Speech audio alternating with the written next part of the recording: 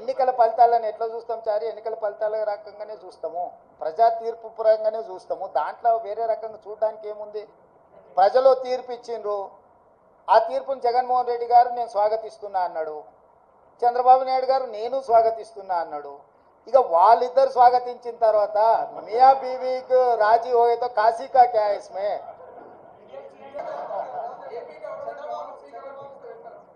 ఏ ప్రభుత్వమైనా ఏర్పడినప్పుడు ఆహ్వానించినప్పుడు పార్టీలో చర్చించి నిర్ణయం తీసుకుంటాం.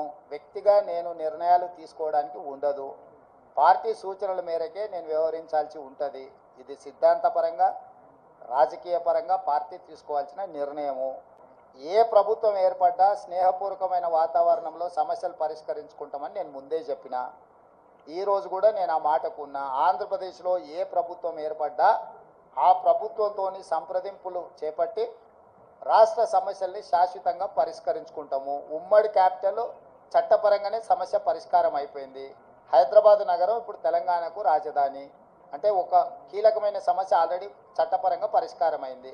మిగతా ఆస్తుల పంపకాలకు సంబంధించి, నీటి పంపకాలకు సంబంధించి ఉన్న సమస్యల్ని తప్పకుండా కూర్చుంటాం, చర్చించుకుంటాం, పరిష్కరించుకుంటాం. మాకేం బేసిజాలు లేవు. రాష్ట్రం యొక్క అభివృద్ధి, రాష్ట్రం యొక్క అభ్యున్నతి కోసము ఎవరితోనైనా చర్చించడానికి మేము సిద్ధంగా ఉన్నాం, పరిష్కరించుకుంటాం. ఏం ప్రభాకర్?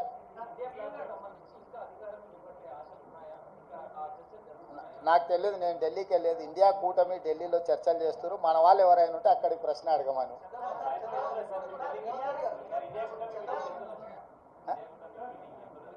ఇండియా కూటమిలో జాతీయ నాయకులు, ఆ కూటమిలో ఉన్న వివిధ భాగస్వాములనే ఇప్పటికి పిలిచిండ్రు. ఇంతవరకు అయితే ఆహ్వానం రాలేదు. ఏదైనా ఢిల్లీకి సూచన చేస్తే మీరు తప్పకుండా వెళ్తారు.